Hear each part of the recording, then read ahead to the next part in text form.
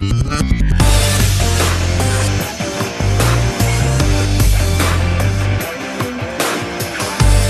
la República Dominicana, soy Ivonne Ferreira, señores. Aquí estamos en martes, segundo día de la semana, agradeciendo como siempre a Cooperativa Mamoncito, donde usted deposita su confianza.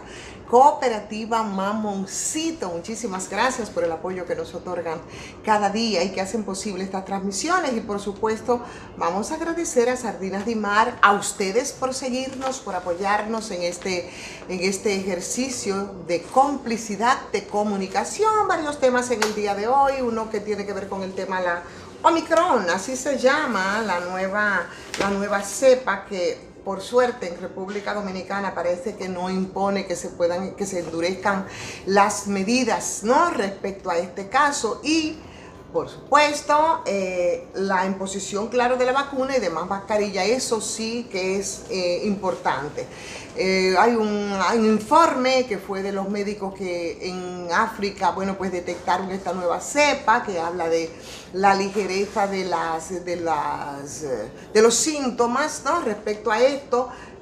O a la cepa, por ejemplo, a las otras cepas, pero parece que el contagio es mucho mayor. ¿Qué se hace frente a esto? Bueno, el doctor José Joaquín Puello, que se refirió al caso como otros especialistas, pidió cautela con las actividades masivas con las que tenemos que tener mucho cuidado ahora en diciembre, pero parece ser que no tiene las implicaciones ni siquiera la peligrosidad que la variante Delta, que nos puso a todos en alerta. Y como siempre, llegar a la conclusión de lo que ocurre con todo esto.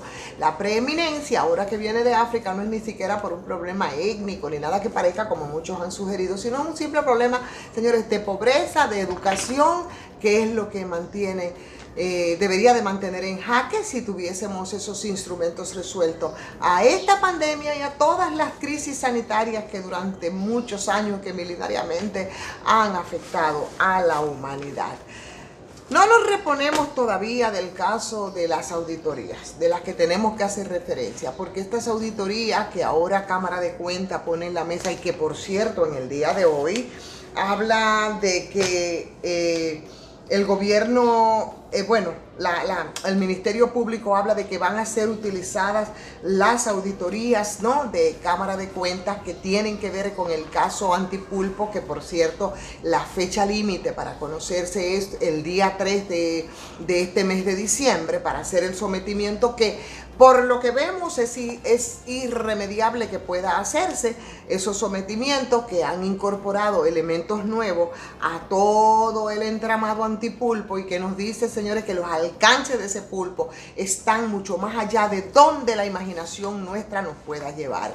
No solamente por lo que recientemente nos enteramos después de los reportes de la Cámara de Cuentas, que una no sabe qué estaba pensando el señor Pagán en ese momento de la OISOE, que fue quien que tenía a su haber la construcción de la remodelación de los 56 hospitales intervenidos, en lo que en todos estaba metida la mano negra del pulpo Alexis Medina Sánchez, el hermanito menor del expresidente Danilo Medina. Ahí no había ningún muro de contención, ahí no había nadie que pudiera decirle a este hombre, por muy hermano del presidente que fuera, que no absolutamente podía proveer de equipos a veces innecesarios en todos los hospitales. Y ahí está lo que dice esta auditoría que revela. Hoy vemos a Pimentel Carey refutando parte de algunos de los informes de Cámara de Cuentas, que era el exdirector de la OISOE. Habla de irregularidades halladas en la construcción de los hospitales, dice que fueron en otras gestiones, ¿no? Habla de la gestión de Luis Cifre, no importa. El asunto es que en su gestión o en otras, aquí lo importante en términos de nosotros es que aquí se utilizó el tráfico de influencia simplemente para malversar y para tener privilegios, como en este caso. No salimos de ese espanto, ¿no?, de lo que dice la auditoría respecto al caso de los hospitales, que ha sido bastante serio y que ha vuelto medio loco, yo digo, al expresidente Danilo Medina, porque en esa misma medida se le ha ido cerrando ese cerco. De eso nosotros conversábamos en el día de ayer, y ese cerco, bueno, pues le ha llevado a decir cualquier cantidad de cosas, dentro de las que está incluso abrogarse algo que él no tiene, que es la vergüenza, ¿no? Y esa referencia con el tema ahora de moda. Pero la verdad es que Danilo Medina dijo mucha verdad cuando habló de que nadie le va a avergonzar. No, obviamente nadie te va a avergonzar, porque si no tienes, ¿qué caray te van a avergonzar? Pero no es más que simplemente un taraqueo de gente que siente que podría estar bastante en piqueras, como decía hoy mi amigo, como decían los muchachos antes en los juegos de canica, o simplemente en salmuera 2, como dice Claudio Acosta, hablando de Danilo Medina respecto al tema de la vergüenza, pero también respecto a cómo podría estar tan cerca del expresidente. Lo que está ocurriendo con su entorno, no solo familiar, sino de su clan bastante cercano.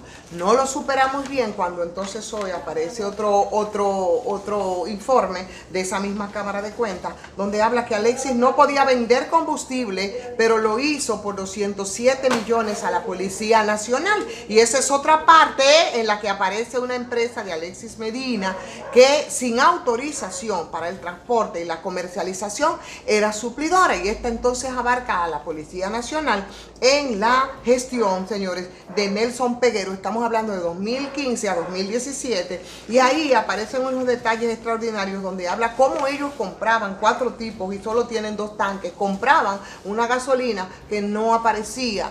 O sea, todo ese entramado que mucho más allá del sector eléctrico también abarca el tema de los combustibles, y la verdad uno dice no hay forma de cómo pudieran zafarse. Los documentos para el pago de esos 220 millones, que es lo que involucra ahora también la mafia de los combustibles en manos de uno de los tentáculos del pulpo, Medina Sánchez, esos 220 millones no están cancelados con sellos de pagado, y eso es parte de lo que deja claro la Cámara de Cuentas, además de un informe que explica con mucha claridad los reportes de cuadre diario de los combustibles que carecen de las informaciones necesarias básicas que permitan el control, y por supuesto que les sirva de soporte a la nada despreciable suma, también en este caso, de 220 millones. ¿Ves? Trasciende la imaginación.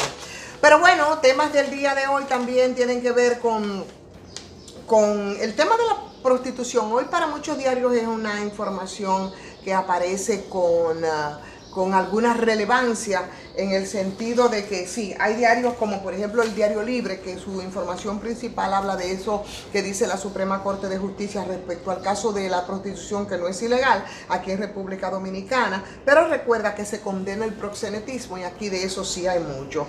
El caso por ejemplo de los clubes nocturnos, los destapes, la protección legal que tiene la prostitución, y la propuesta de un nuevo Código Penal que tampoco incluye esas prohibiciones, y nosotros queremos refrescar mucho estos casos, porque es prostitución que no solamente abarca a personas que deciden con toda la conciencia y porque prefieren, y hay que respetarlo, ¿verdad? Porque esa profesión es tan vieja que ni siquiera Jesucristo pudo pararla. Recuerden aquello del que el que se sienta libre de pecado, que tire la primera piedra. Pero óyeme, hay casos que son extraordinariamente criminal. Por ejemplo, la prostitución inducida, el proxenetismo en personas menores. Y de eso, para darle mucha fuerza a lo que hoy se está hablando respecto a lo que dice la Suprema Corte de Justicia, con un caso que involucra redes organizadas que mueven todo el dinero del mundo, tanto o más que el tema del narcotráfico.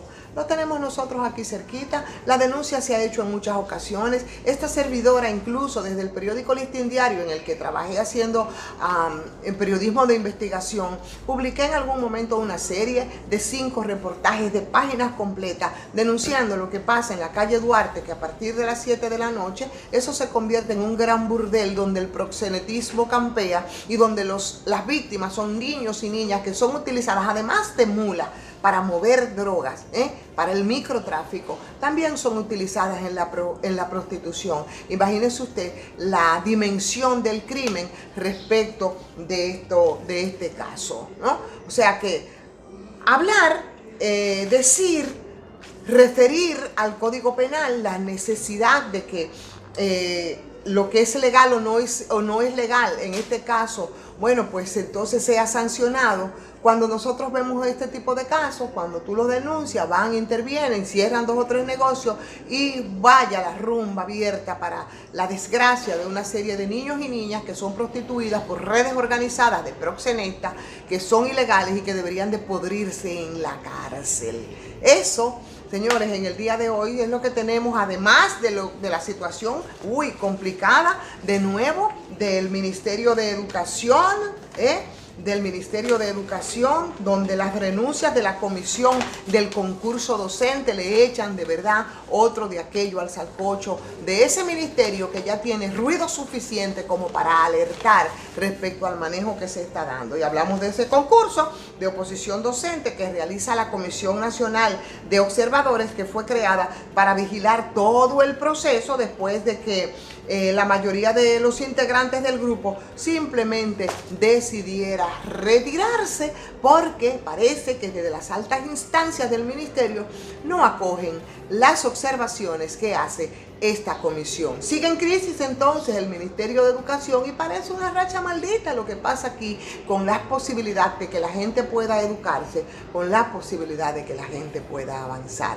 Avancen ustedes, señores, y denle like a esta transmisión si les ha gustado. Vamos a compartirla, vamos a opinar, a suscribirse, claro está, los que no lo han hecho, también a patreon.com. Soy Ivonne Ferreras.